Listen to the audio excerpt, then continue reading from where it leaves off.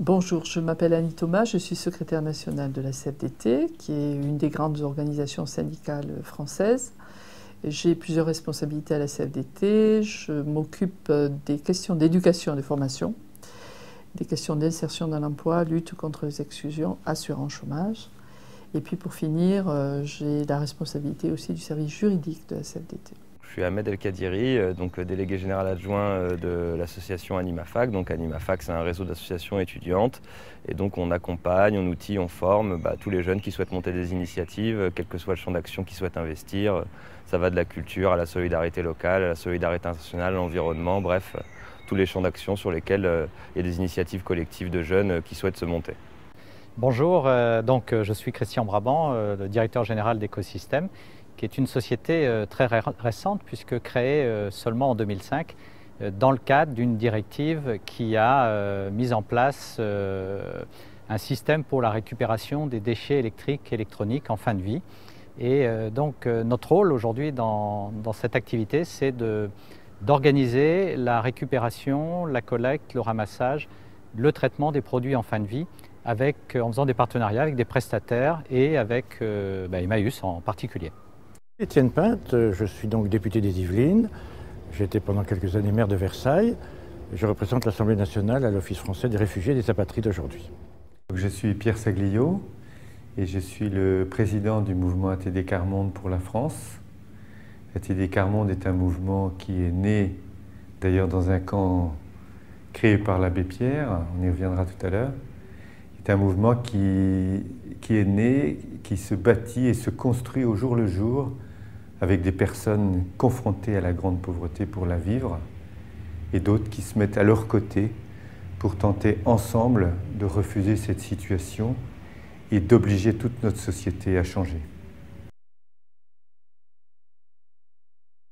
Pour moi, la spécificité du mouvement Emmaüs, c'est que c'est un mouvement à la fois solidaire, mais aussi fraternel, qui a la volonté de faire en sorte que toute personne, quel que soit son handicap, quelle que soit sa situation, quel que soit son statut, parfois même quelle que soit sa nationalité, puisse trouver une solution, une aide particulière pour l'aider à traiter des problèmes qui sont parfois des problèmes très très lourds. La spécificité d'Emmaüs France, pour moi, ça reste avant tout quand même son histoire.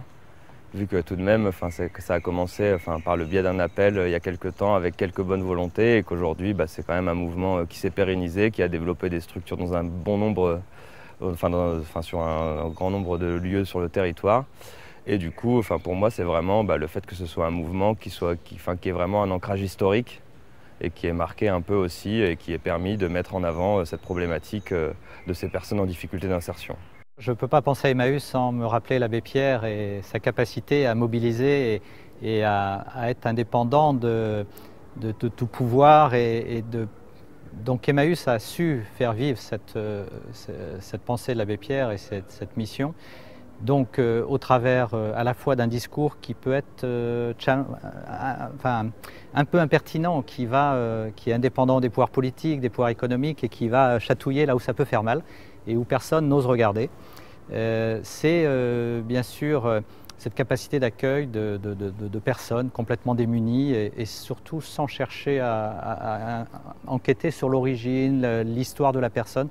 Donc vraiment en tant qu'être humain de l'accueillir et puis lui redonner une nouvelle chance dans la vie. Et troisièmement, bien sûr, toute cette capacité à mobiliser des dons auprès des particuliers qui est ce qui a fait que Écosystème s'est rencontré à un moment donné avec Emmaüs. Écoutez, je crois qu'il faut remonter à 1954. Pour nous, ça a été, pour un certain nombre d'entre nous, ça a été donc cet appel au secours de l'abbé Pierre qui fait que Emmaüs s'est lancé à partir de là. Et aujourd'hui, on peut dire, en tout cas c'est la vision que je peux avoir d'Emmaüs, c'est que Emmaüs s'occupe en fait des plus pauvres.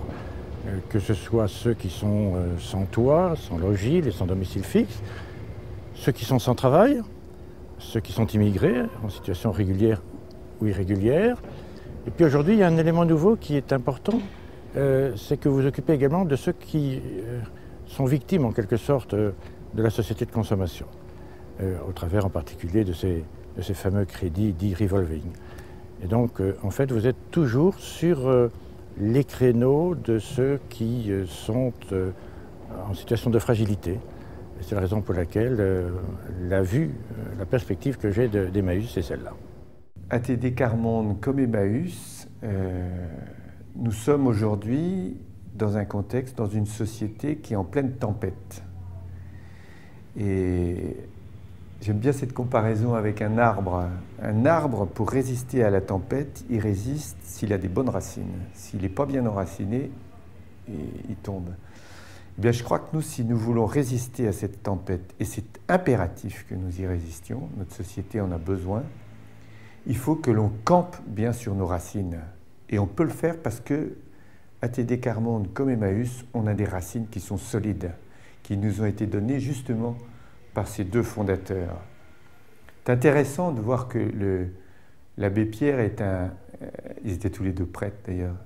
L'abbé Pierre est quelqu'un qui, moi que je perçois comme ça, je ne connais pas beaucoup, mais je le perçois comme un homme qui a toujours été révolté par la situation que sont obligées de vivre dans notre société des personnes à cause de la pauvreté, de la grande pauvreté, en particulier la situation de logement. Hein. On ne peut pas, quand il dit une société, à la honte d'une société incapable de loger dignement ses travailleurs. Ça, c'était vraiment, je crois, le fond de son combat. À la fois dénoncer cette honte, à la fois mobiliser nos concitoyens pour qu'ils soutiennent ces personnes, qu'ils donnent, qu'ils puissent vraiment inventer des réponses et exiger pour tout le monde le respect de la dignité de travailleur. Je crois qu'une des options de base d'Emmaüs, c'est servir premier le plus souffrant, quelque chose comme ça. Ça, c'est voilà les racines d'Emmaüs. Alors moi, je suis persuadé qu'aujourd'hui, si on tient bon chacun sur nos racines, qui sont très proches et qui en même temps sont différentes, parce qu'encore une fois, on a été fondés par des hommes qui avaient une histoire différente et donc une sensibilité différente, mais qui l'un comme l'autre ont misé sur la rencontre forte avec les personnes confrontées à la grande pauvreté. Aujourd'hui encore, on doit miser sur cette rencontre. On doit être des mouvements de la rencontre avec les plus défavorisés, des mouvements qui se réinventent en permanence avec cette rencontre avec les plus défavorisés, et des mouvements qui portent à toute la société un message de confiance et un message politique aussi, d'exigence liée à cette rencontre avec les plus défavorisés. Si on tient bon sur ces racines, non seulement on résistera à la tempête actuelle, mais on sera de ceux qui permettront à toute notre société de la dépasser.